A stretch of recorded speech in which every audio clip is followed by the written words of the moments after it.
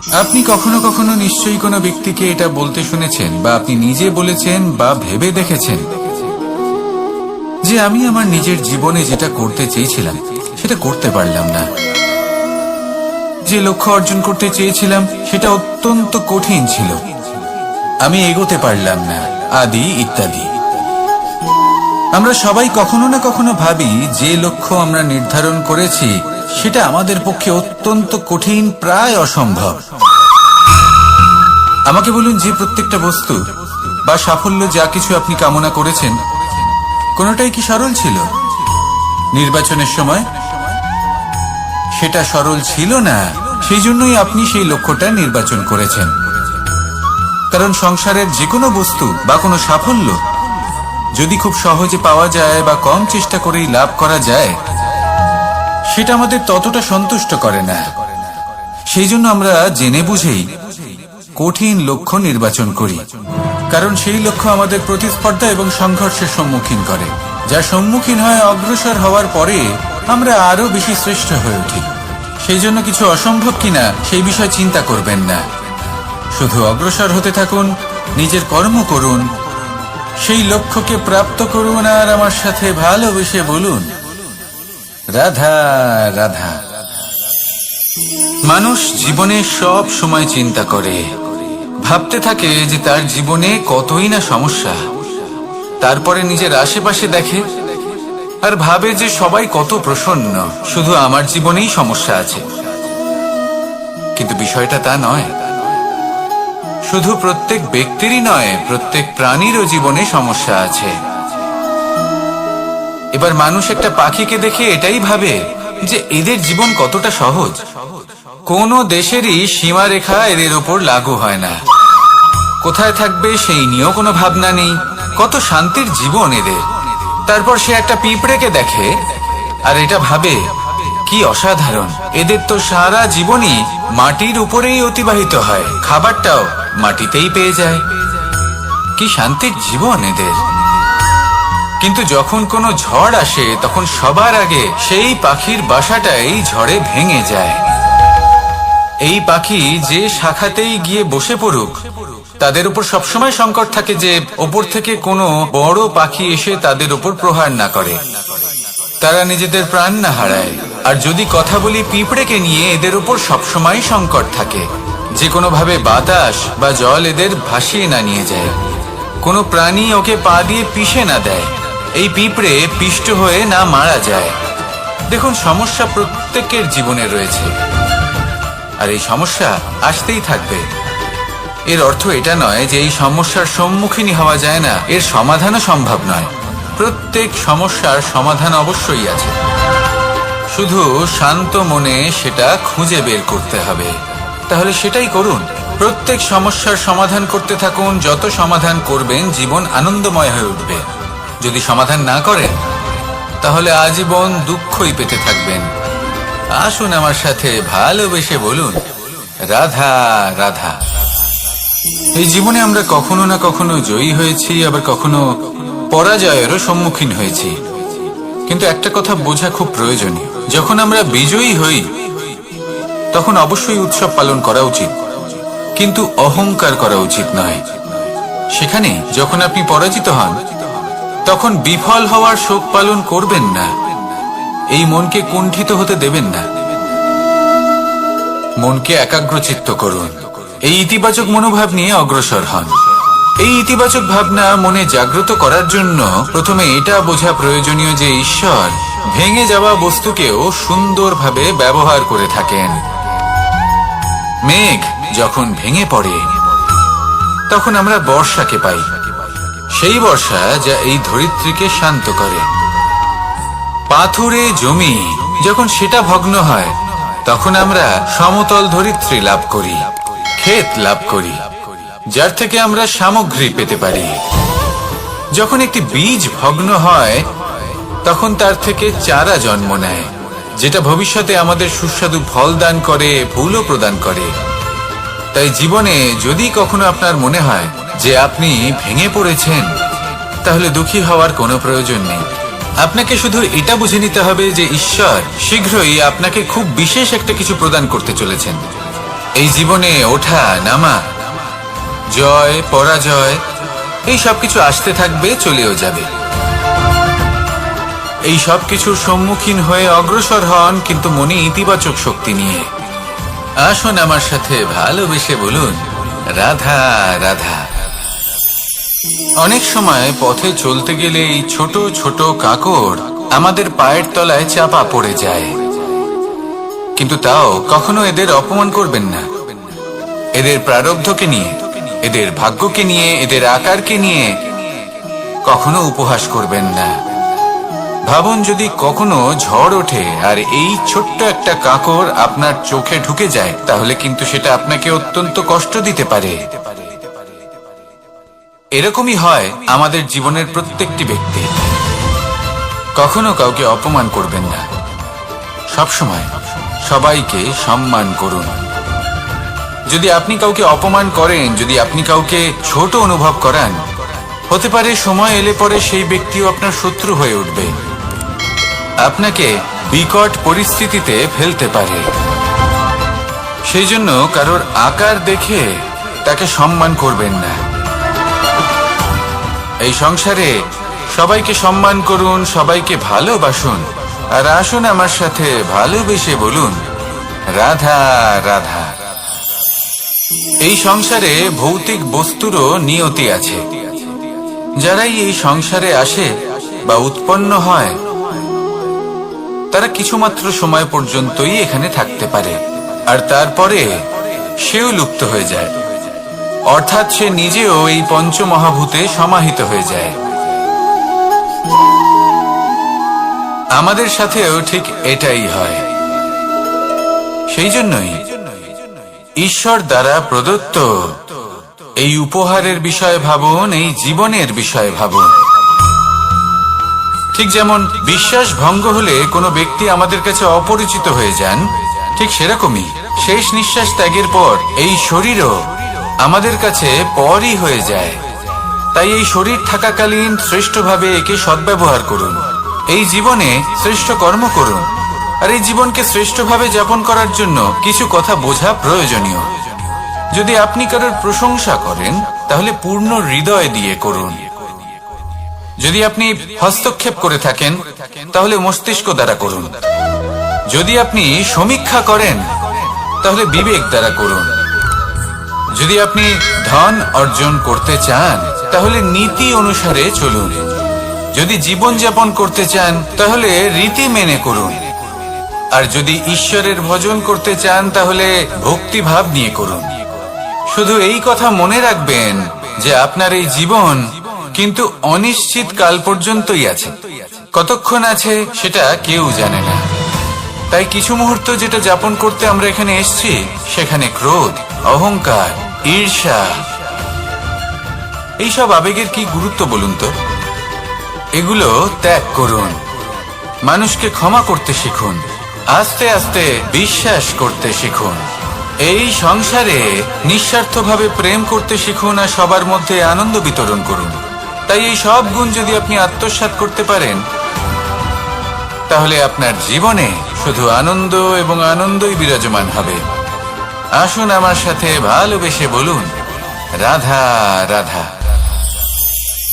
জল, জল এই পৃথিবীতে বেঁচে থাকার জন্য আবশ্যক তো বটেই, কিন্তু এই জল আমাদের একটা অত্যন্ত গুরুত্বপূর্ণ শিক্ষা প্রদান করে। কখনো এই জলকে দেখেছেন? যে পরিস্থিতিতে এই জল প্রবাহিত হোক না কেন, এর উপর যা কিছুই প্রভাব থাকুক না কেন, এর পথে যতই বাধা আসুক না কেন, তার মধ্যে থেকে ও নিজের পথ ঠিক বের করে নেয়, কিন্তু নিজের প্রবাহ থামতে দেয় না, ক্রমাগত অগ্রসর হতে থাকে। সেরকমই একটা শিক্ষা যেটা আমরা জল থেকে পেয়ে থাকি, তা হলো এটা: আমরা যখন জলের দিকে তাকাই, তখন আমরা নিজের প্রতিবিম্ব দেখি, স্পষ্টভাবে দেখতে পাই। কিন্তু তখনই দেখতে পাই যখন এই জল শান্ত থাকে, স্থির থাকে। যদি এই জল অশান্ত হয়ে থাকে, স্থির না হয়, তাহলে আমরা এতে নিজের প্রতিবিম্ব দেখতে পাই না। এটাই আমাদের মনের সাথেও হয়ে থাকে। যখনই জীবনে কোনো সংকট আসে, যদি আমরা শান্ত মনে, স্থির মনে সিদ্ধান্ত নিই, তাহলে সেটা এমন একটা শীতল সিদ্ধান্ত হবে যেটা আমাদের ভবিষ্যৎকে একটা শ্রেষ্ঠ স্থানে নিয়ে যাবে। যদি এই মন অশান্ত হয়, বিচলিত হয়, পীড়িত হয়, দুঃখিত হয়ে থাকে, রুষ্ট হয়ে থাকে, তাহলে অনেক সময় আমরা এমন সিদ্ধান্ত নিই যেটা আমাদের জন্য অনুচিত প্রমাণিত হয়। যখন আপনি ক্রুদ্ধ ছিলেন বা দুঃখের বশে ছিলেন, তখন অনেক সময় হয়তো এমন সিদ্ধান্ত নিয়েছেন যেটার জন্য ভবিষ্যতে আপনি অনুশোচনা করেছেন। এবার দেখুন, এই আবেগগুলো থেকে আমরা পালাতে পারবো না, কিন্তু এই আবেগগুলো আপনার উপর কতটা প্রভাব ফেলবে সেটা আমরা অবশ্যই ঠিক করতে পারি। এই মনকে আমরা নিয়ন্ত্রণ করতে পারি। এটাই করুন, চিন্তা করুন, এই মনকে শান্ত রাখুন, স্থির হতে চেষ্টা করুন, আর তারপরে সিদ্ধান্ত নিন। আসুন আমার সাথে ভালোবেসে বলুন, রাধা রাধা। আপনি কি কখনো নৌকা যাত্রা করেছেন? করে না থাকলেও নিশ্চয়ই দেখেছেন যে এই জল, যা নিজের অন্তরে সব কিছু সমাহিত করে নিতে পারে, এই নৌকা সেই জলের ওপরেই ভেসে থাকে। নদীর স্রোত কাটিয়ে সে সামনে অগ্রসর হয়। কিন্তু যদি এই নৌকায় কোনো ছিদ্র হয়, তাহলে কিন্তু সেই নৌকা ডুবে যাবে। আর এতে কোনো তফাৎ হবে না যে সেই ছিদ্র ছোট নাকি বড়, নৌকা ডুবে যাবে। এই ছিদ্র হলো আমাদের জীবনে আমাদের অপগুণ, আমাদের দোষ, আমাদের বিকার। কখনো এটা ভাববেন না যে এই দোষ খুবই ছোট, এতে কিছুই যাবে আসবে না। না, সেই ছোট দোষ, সেই ছোট বিকার, যদি সেটাকে শুধরে না নেন, তাহলে সেটা আপনাকে আপনার পতনের দিকে নিয়ে যাবে। শেষ পর্যন্ত এটা আপনার উপর নির্ভরশীল যে আপনি কি চান। আপনার জীবনের এই নৌকা এভাবেই ডুবে যেতে দেখবেন, নাকি নিজেকে শুধরে নিয়ে সেই নৌকার সেই ছিদ্রটাকে ভরিয়ে তুলতে চাইবেন? নির্বাচন আপনার। আসুন আমার সাথে ভালোবেসে বলুন, রাধা রাধা। আমরা সবাই পাথর দেখেছি, পর্বতও দেখেছি, শুকনো পাতাও দেখেছি, শ্যামল বনানীও দেখেছি। কখনো ভেবেছেন পাথরের অস্তিত্ব কিন্তু ততক্ষণ পর্যন্ত যতক্ষণ সে পর্বতের গায়ে আটকে থাকে। যখন সেই পর্বত থেকে সেই পাথর ভিন্ন হয়ে যায় ও নিজের অস্তিত্ব হারিয়ে ফেলে, আস্তে আস্তে কখনো পাথর কেটে বা কখনো পিষ্ট হয়ে সেই পাথর আস্তে আস্তে মাটিতে পরিণত হয় এবং পূর্ণরূপে নিজের অস্তিত্ব হারিয়ে ফেলে। এটাই পাতার সাথেও হয়। এই পাতা যতক্ষণ গাছের ডালের সাথে যুক্ত, ততক্ষণ তার অস্তিত্ব থাকে। যখনই ডাল থেকে বিচ্ছিন্ন হয়, সেও নিজের অস্তিত্ব হারিয়ে ফেলে। আর এটাই আমাদের সাথেও হয়। যতক্ষণ আমরা নিজেদের আপনজনের সাথে যুক্ত থাকি, আমাদের অস্তিত্ব বজায় থাকে। যখন আপনজনদের সাথে সম্পর্ক ছিন্ন করি, তখন আমরাও আমাদের অস্তিত্ব হারিয়ে ফেলি। এবার এই সংসারের প্রত্যেক ব্যক্তি স্বতন্ত্র থাকতে চান, আর অনেক ব্যক্তি স্বতন্ত্র থাকবেন বলে আপনজনদের দূরে করে দেন আর তাদের সাথে এই সম্পর্ক ছিন্ন করেন। এটা কি সত্যি প্রয়োজন? আপনজনদের সাথে সম্পর্ক ছিন্ন করে নিজের অস্তিত্ব হারিয়ে ফেলা প্রয়োজনীয়, নাকি আপনজনদের সাথে সম্পর্ক বজায় রেখে নিজেদের স্বতন্ত্র করে রাখা সেটা আবশ্যক? নির্বাচন আপনারই। আসুন আমার সাথে ভালোবেসে বলুন, রাধা রাধা। আমরা প্রত্যেকেই অবশ্যই এমন সময় দেখেছি যখন অনেকগুলো সমস্যা একসাথে আমাদের জীবনে এসে পড়ে। সমস্যা আমাদের প্রত্যেকের জীবনেই থাকে। আমরা তার সমাধান খুঁজতে চেষ্টা করি, কখনো সমাধান খুঁজে পাই, আবার কখনো যতই চেষ্টা করি না কেন কোনো সমাধান খুঁজেই পাই না। আর যখন এটা হয়, তখন মানুষ অত্যন্ত বিচলিত হয়ে পড়েন। নিজের আত্মীয় স্বজন, নিজের বন্ধু বা সংসার, এদের ওপরে এই দোষ চাপিয়ে দেন যে এদের জন্যই এই সমস্যা এসেছে। এবার যদি আমি আপনাকে কোনো পরামর্শ দিই, তাহলে এটাই বলবো যে দৃষ্টিভঙ্গি পাল্টে দেখুন। এই দৃষ্টিভঙ্গি দিয়ে দেখুন যে এই সংসারে যে সমস্যায় আসুক না কেন, তার জন্য কেউ দোষী নয়, না আপনি না অন্য কেউ। এই পুরো খেলাটাই আপনার মানসিকতা, আপনার দৃষ্টিভঙ্গি, আপনার মনে। কিভাবে বোঝাচ্ছি। যখন আমাদের মন শক্ত থাকে তখন কঠিন থেকে কঠিনতর পরিস্থিতিও আমাদের জীবনে খুব বেশি হলে প্রতিস্পর্ধা হয়ে থেকে যায়। সেখানে যদি আমাদের মন দুর্বল থাকে তখন অল্প কঠিন পরিস্থিতিও আমাদের কাছে খুব বড় সমস্যা হয়ে যায়, তাই না? একটা শক্ত মন কঠিন পরিস্থিতিকে প্রতিস্পর্ধা হিসেবে দেখে আর তার মধ্যে ওটা সুযোগ খুঁজে নেয়। আমাদের শুধু এটাই করতে হবে। এই সংসারে অন্য কাউকে দোষী মনে করলে আপনার সমস্যা দূর হয়ে যাবে না। সেই জন্য এই সংসারকে দোষ দেওয়ার বদলে এই সমস্যার মূলে চলে যান, সেটাকে বুঝুন, নিজের এই মনকে শক্ত করে তুলুন। যদি আপনার মন শক্তিশালী হয় তাহলে এই সংসারে অনেক বড় বড় কঠিন থেকে কঠিনতর পরিস্থিতিও যদি আসে, আপনার জীবনে যতই বড় বড় সমস্যা আসুক না কেন আপনার লক্ষ্য লাভে বাধা দিতে পারবে না। আসুন আমার সাথে ভালোবেসে বলুন, রাধা রাধা। কখনো এই প্রকৃতির দিকে তাকিয়ে থাকবেন। এই প্রকৃতি অনেক ধরনের শিক্ষা দেয়। কোন একটা গাছকে দেখুন কিভাবে সে মাটি থেকে জল শুষে নেয়। সে ঝড় হোক বা হোক কড়া রোদ সব সহ্য করে এবং অবশেষে সে ফল ধারণ করে। আর সেই ফল উৎপন্ন করার পরে সে ফল কিন্তু সে নিজে গ্রহণ করে না, এই সংসারকে প্রদান করে, যাতে পশু পাখি মানুষ তারা এই ফল গ্রহণ করে শক্তিশালী হয়ে উঠতে পারে, সুস্থ থাকতে পারে। সেভাবেই নদী, সরোবর এরা নিজেরাও কিন্তু নিজেদের জল গ্রহণ করে না, মাটিকে প্রদান করে, পশু পাখিকে প্রদান করে। সূর্য নিজেও নিজের জন্য প্রজ্বলিত হয় না, সে প্রকাশ ছড়িয়ে দিতে চায় আমাদের সবার কাছে, সে আলো পৌঁছে দিতে চায়। এই প্রত্যেকের কর্মে পরমার্থ নিহিত আছে, আর সেই জন্যই এদের সকলকে পুজো করা হয়। তাই মনে রাখবেন, আপনার কাছে জীবন যাপনের অতিরিক্ত যা কিছুই আছে তা পরমার্থের জন্য। তাহলে তার সদ্ব্যবহার করুন আর আমার সাথে ভালোবেসে বলুন, রাধা রাধা। পরিবর্তন, এটা হলো সৃষ্টির অমূল্য নিয়ম। এই সংসারে সবকিছু সময়ান্তরে পরিবর্তিত হয়, এই সময়ও পরিবর্তিত হয়।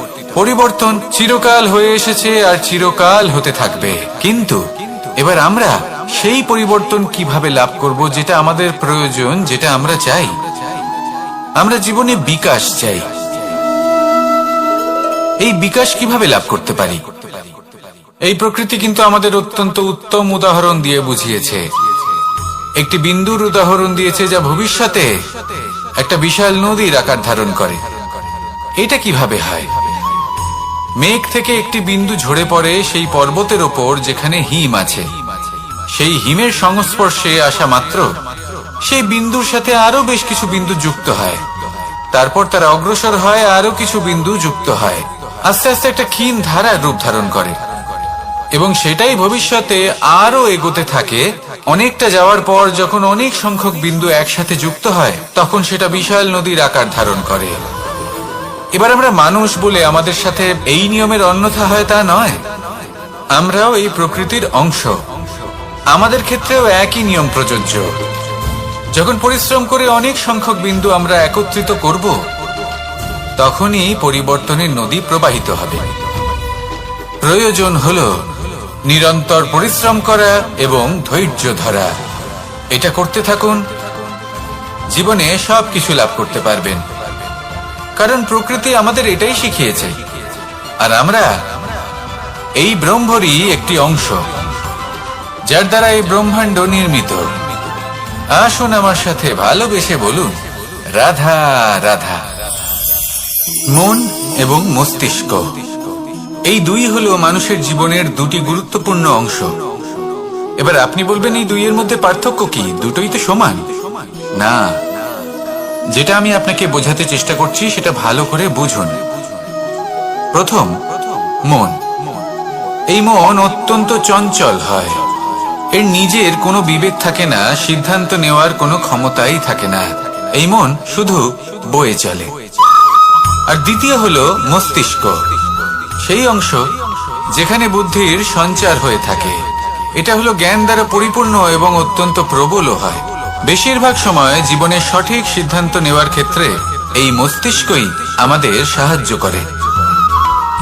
সেখানেই মন মাঝে মাঝে আমাদের উচিত সিদ্ধান্ত নেওয়ার ক্ষেত্রে বাধা দেয়, কখনো সঠিক পথ থেকে সরিয়ে দেয়, কারণ চঞ্চল প্রবৃত্তি হওয়ার কারণে এটা অস্থির হয়ে থাকে। কখনো কখনো নেয়া সিদ্ধান্ত বদলাতেও এই মন আমাদের বাধ্য করে।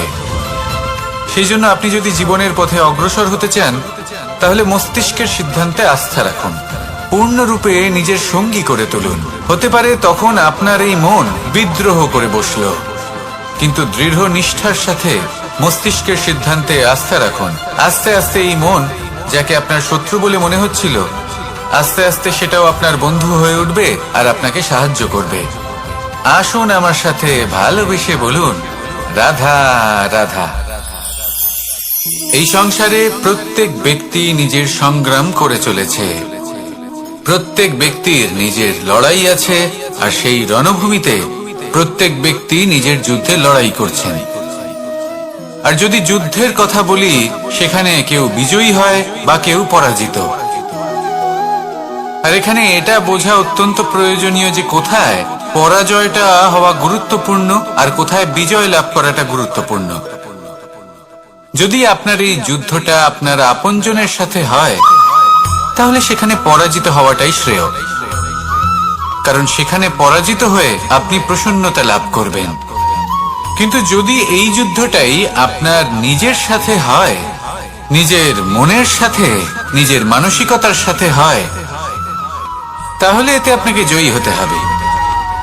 এই সংসারের যে কোনো যুদ্ধ হোক না কেন, সেটা রণভূমির পূর্বে এই মনের মাঝে লড়তে হয়। এবার যদি এই মন আপনার উপরে বিজয় লাভ করে, তাহলে রণভূমিতে আপনি পরাজিত হবেন। কিন্তু যদি আপনি এই মনের উপর বিজয় লাভ করতে পারেন, তাহলে এই সমগ্র সংসারে এমন কোনো স্থান নেই, এমন কোনো রণভূমি নেই যেখানে আপনি জয়লাভ করতে পারবেন না। আসুন আমার সাথে ভালোবেসে বলুন, রাধা রাধা। এই যে সূচ দেখছেন, এর স্বভাব হলো গেঁথে যাওয়া।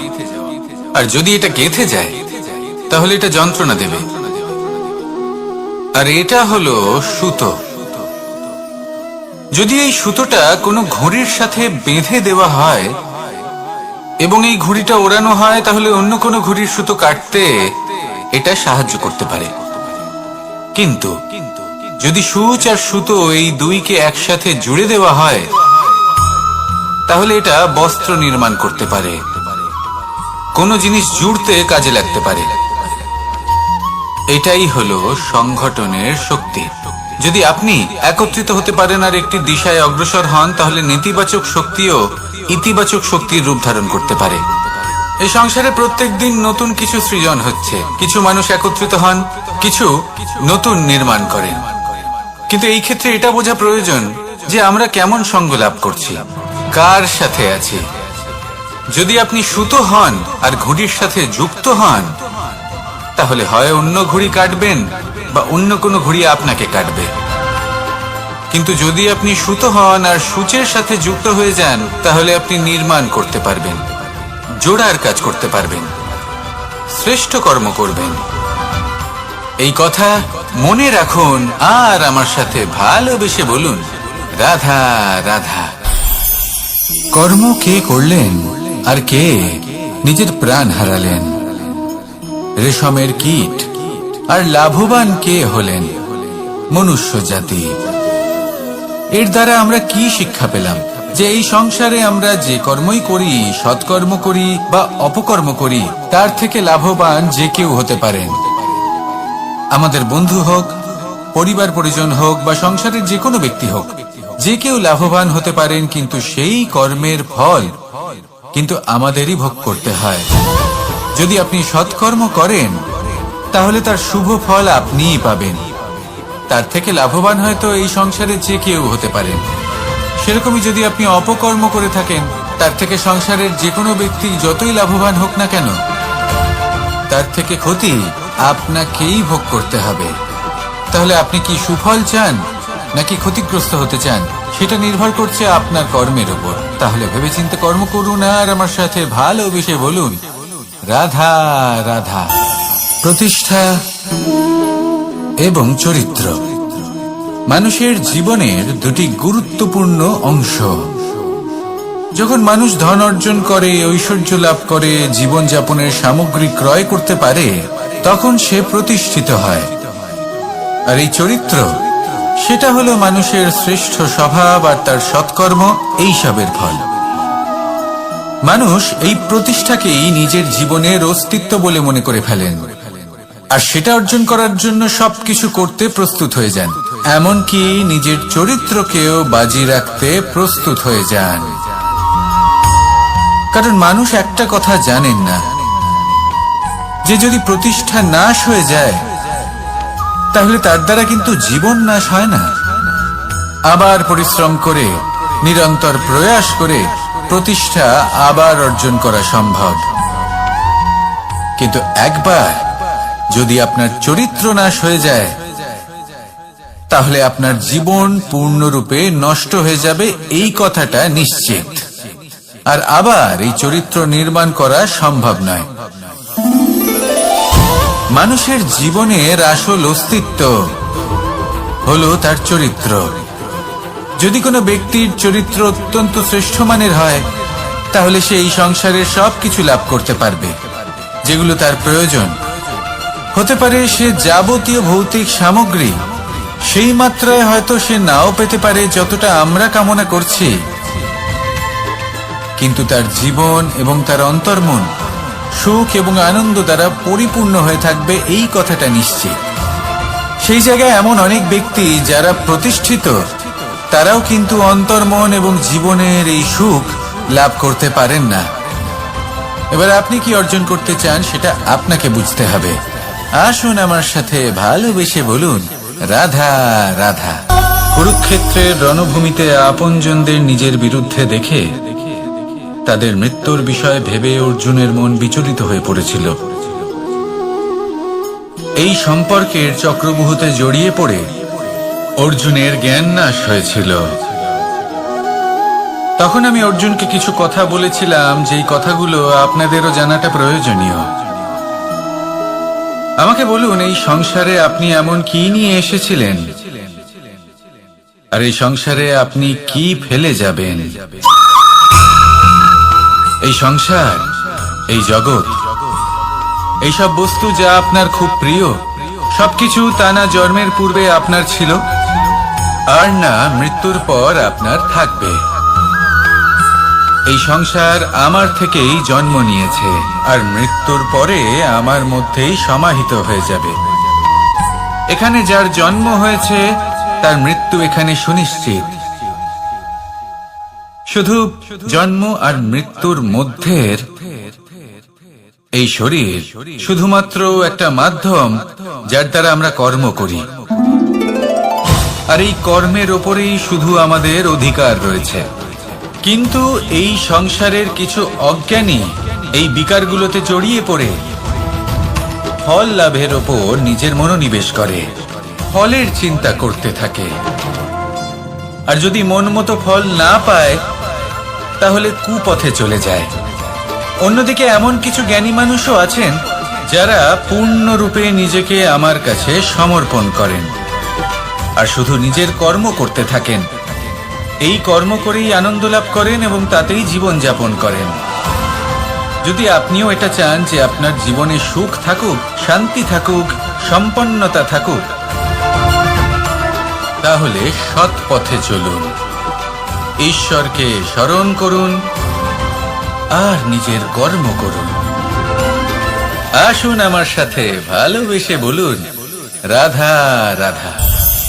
সন্দেহ আর বিশ্বাস, এই দুই আবেগ যাদের বিশেষত্ব আছে, কিন্তু এই দুইয়েরই স্থান একই, মন। বিশ্বাস আর সন্দেহ, এই দুটোই কখনো আমাদের দুঃখের কারণ হয়ে দাঁড়ায়। বিশেষ করে তখন যখন আমরা কোনো ব্যক্তির চরিত্রের আকলন উচিতভাবে করতেই পারি না। আর তাছাড়া এই কাজটা সহজ নয়। আমরা কখনো কখনো কোনো অনুচিত ব্যক্তিকে উচিত বলে ভেবে বসে তার উপর বিশ্বাস করে ফেলি, আর ফলস্বরূপ সেই ব্যক্তি আমাদের বিশ্বাস ভঙ্গ করে বসেন, আর আমাদের দুঃখের সম্মুখীন হতে হয়।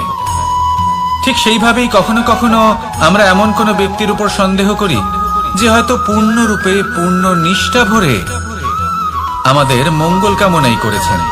এমন একজন ব্যক্তি যে সত্যি বিশ্বাসের পাত্র, আর যখন সেই ব্যক্তি এটা জানতে পারেন যে আমরা তাকে নিয়ে সন্দেহ করেছি, খুবই স্বাভাবিক তিনি দুঃখী হয়ে যান। এমন কোন ব্যক্তিকে দুঃখ দিলে আমাদের মনও দুঃখী হয়ে যায়। তখন আমরা এটা ভাবি যে এই সংসারে আমরা কার উপর আস্থা রাখব আর কাকেই বা সন্দেহ করব? এর উত্তর হলো সময়। এই সংসারে কোনো ব্যক্তির চরিত্র যাচাই করা সবথেকে কঠিন কাজ। সেটা সময় নিয়ে করুন। কোনো ব্যক্তিকে যদি আপনি বুঝতে চান, তাকে পরখ করে দেখতে চান, তাহলে তার সাথে যতটা সম্ভব সময় অতিবাহিত করুন। এই সময় আপনার সামনে সেই ব্যক্তির এমন কিছু দিক তুলে ধরবে যার কোনোভাবে আপনি দেখতে পাবেন না। তারপর কি সময়ের সাথে আপনি জানতে পেরে যাবেন যে এই ব্যক্তি, তার উপর বিশ্বাস করা উচিত নাকি অনুচিত। শুধু এভাবেই যাচাই করুন আর আমার সাথে ভালোবেসে বলুন, রাধা রাধা। গোবর্ধন পর্বতের সাথে আমার সম্পর্ক কেমন আপনারা জানেন। অনেকদিন আগে যখন আমি ছোট ছিলাম, একদিন আমি আর বাবা গোবর্ধন পর্বতে ওঠার চেষ্টা করছিলাম। আমি ক্লান্ত হয়ে পড়লাম, আর আমি বাবাকে বললাম যে বাবা, আমাকে আর কতটা উপরে উঠতে হবে, আর ক পা যেতে হবে, আর কত উঁচুতে উঠতে হবে, আর কত সময় লাগবে। তখন বাবা হাসলেন। উনি আমার কাঁধে হাত রাখলেন আর আমাকে বললেন যে এটা আন্দাজ করতে যেও না যে আর কত সময় লাগবে, এটা মাপতে যেও না যে আর ক পা সামনে এগোতে হবে। শুধু এই যাত্রাপথের আনন্দ উপভোগ করো আর সামনে এগোতে থাকো। যদি এটা করতে পারো তবেই নিজের লক্ষ্য লাভ করতে পারবে। এটা কিন্তু আমাদের জীবনের সাথেও ঘটে। আমরা চিন্তিত হয়ে পড়ি যে এখনো আর কতটা সামনে এগোতে হবে, আর কতটা চেষ্টা করতে হবে, কতটা পরিশ্রম করতে হবে, আর কত সময় লাগবে নিজের লক্ষ্যে পৌঁছতে। এই চিন্তা ত্যাগ করুন, নিজের দৃষ্টিভঙ্গি পাল্টান, আর এটা ভাবুন যে আরো কত শ্রেষ্ঠ কর্ম করতে পারি সামনে এগোনোর জন্য, আর কত তীব্র গতিতে আমি সামনে এগোতে পারবো। সামনে অগ্রসর হওয়ার এই যে যাত্রা বড়ই সুন্দর, এটার আনন্দ উপভোগ করুন। বাবার এই শিক্ষার কারণে আমি গোবর্ধন পর্বত হাতে তুলতে পেরেছি। দিনের শেষে এটা আপনার উপর নির্ভর করছে যে নিজের পর্বতরূপী লক্ষ্যকে আপনি নিজের হাতের মুঠোয় ধরে রাখতে পারবেন নাকি নয়। আসুন আমার সাথে ভালোবেসে বলুন, রাধা রাধা। এই সংসারে প্রত্যেকটি ব্যক্তির নিজস্ব বিশেষত্ব আছে, আর এই বিশেষত্ব কারোর কাছে শক্তির সমান, কারোর কাছে দুর্বলতা। তা সে মানুষই হোক বা পশু পাখিই হোক না কেন। যেমন মাছ নিজের সমগ্র জীবন জলের মধ্যেই যাপন করতে পারে, কিন্তু সে বনের মধ্যে ছুটতে পারবে না। সেখানে সিংহকে বনের রাজা বলা হয়, কিন্তু সে তার আধিপত্য জলে স্থাপন করতে পারবে না। যদি এই সিংহ মাছকে এই প্রতিস্পর্ধা জানায় যে তুমি বনের মধ্যে এসে আমার সম্মুখীন হও, তাহলে সেটা অনুচিত হবে। সেটা মাছের দুর্বলতা নিয়ে উপহাস করার মতোই হবে। এবার সংসার এটা দেখে যিনি দুর্বল তার পরিস্থিতি দেখেও হাসবে, আর আপনার মূর্খামি দেখেও উপহাসই করবে। সেই জন্য নিজের জীবনে সব সময় যদি নিজের তুলনা করতে হয়, তাহলে সেই ব্যক্তির সাথে করুন যে বল, স্থান এবং ধন, এই তিন দিকে আপনার সমতুল্য। কারণ সেক্ষেত্রে দুজনেই উচিত শিক্ষা লাভ করবেন। যদি এমন কোনো ব্যক্তি থাকেন যিনি আপনার থেকে শক্তিশালী, কিন্তু তিনি আপনাকে দুঃখ দেওয়ার চেষ্টা করছেন, তাহলে এটা জেনে রাখবেন যে মানুষ কিন্তু সেই গাছেই পাথর ছুঁড়ে মারে যার ফল অত্যন্ত সুমধুর হয়ে থাকে। আর যদি আপনি বেশি শক্তিশালী হন, তাহলে অহংকার করবেন না। এটা মনে রাখবেন, অনেক বড় বড় পাথরও জলে ডুবে গিয়ে নিজের অস্তিত্ব হারিয়ে ফেলে। নিজের নিজের শক্তি সম্পর্কে সচেতন হন, সবাইকে ভালোবাসুন, সবাইকে সাহায্য করুন, আর আমার সাথে ভালোবেসে বলুন রাধা।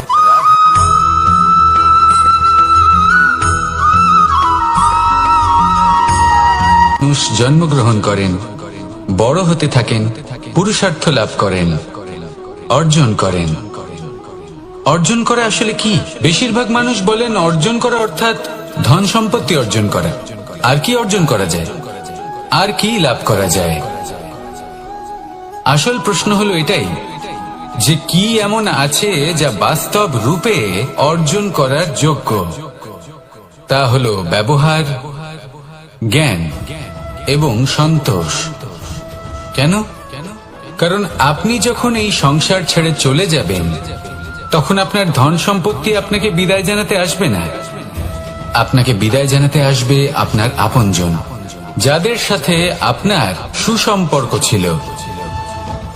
সমগ্র সংসারে সহস্র মানুষ ধন অর্জন করে থাকেন। শ্রেষ্ঠ মানুষ হলেন তিনি যিনি ব্যবহার, জ্ঞান এবং সন্তোষ অর্জন করে থাকেন, একে সকলের মধ্যে বিতরণ করেন। তাই এটাই করুন আর আমার সাথে ভালোবেসে বলুন রাধা রাধা। এই সংসারের আরম্ভ থেকে এখনো পর্যন্ত এবং ভবিষ্যতেও একটা যুদ্ধ আছে যা হয়ে চলেছে, চলতেই থাকবে। পাপ এবং পুণ্যের মধ্যে যুদ্ধ, সত্য এবং অসত্যের মধ্যে যুদ্ধ। এই যুদ্ধ চলেই আসছে, আর এই যুদ্ধে যারা লড়েন তাদের আমরা সবসময় জয় জয়কার করি। আর যারা এই জয় জয়কার করেন তাদের প্রত্যেকের একটা বিশেষ গুরুত্ব থাকে। যখনই কোনো যোদ্ধা যুদ্ধক্ষেত্রে ক্লান্ত হয়ে পড়ে, শক্তিহীন হয়ে পড়ে, তখন এরা জয় জয়কার করে, শঙ্খ বাজাতে থাকে। সেই যোদ্ধাকে অনুপ্রেরিত করে, শক্তি এবং সাহসে ভরিয়ে তোলে, আর তখন সেই যোদ্ধা সেই যুদ্ধকে এগিয়ে নিয়ে যেতে পারে। যখন শ্রীরাম লঙ্কা যাত্রা করার জন্য সেতু তৈরি করছিলেন, তখন একটা ছোট্ট মিষ্টি কাঠবিড়ালি নিজের মুখে মাটির টুকরো বয়ে নিয়ে গিয়ে তার সাধ্যমতো তাকে সাহায্য করছিল। শ্রীরাম দেখলেন এবং বললেন যে ও তো সবার মনোবল বৃদ্ধি করছে, সবাইকে প্রেরিত করছে। ও বলল যে আমি এত ছোট হয়েও যদি এই কাজ করতে পারি, তাহলে আপনারা সবাই কেন পারবেন না? এটাই হলো সেই সকলের মাহাত্ম্য যারা জয় জয়কার করেন, অনুপ্রেরিত করেন, সাহস যোগান। ওনারা সেই ব্যক্তি যারা একজন যোদ্ধার মধ্যে যুদ্ধকে জয় করার শক্তি প্রদান করেন। আসুন আমার সাথে ভালোবেসে বলুন রাধা রাধা। সংসারে আমাদের জীবনে যখন কোনো সুখ বা দুঃখ আসে, তার জন্য আমরা কাউকে না কাউকে অবশ্যই দায়ী করে থাকি, তাই না? এই ব্যক্তি আমাদের সাথে এরকম কাজ করেছেন, তাই আমার সাথে এমন হলো। ওই ব্যক্তি যদি এমনটা না করতেন, তাহলে আজ আমি ওই স্থানে পৌঁছতে পারতাম।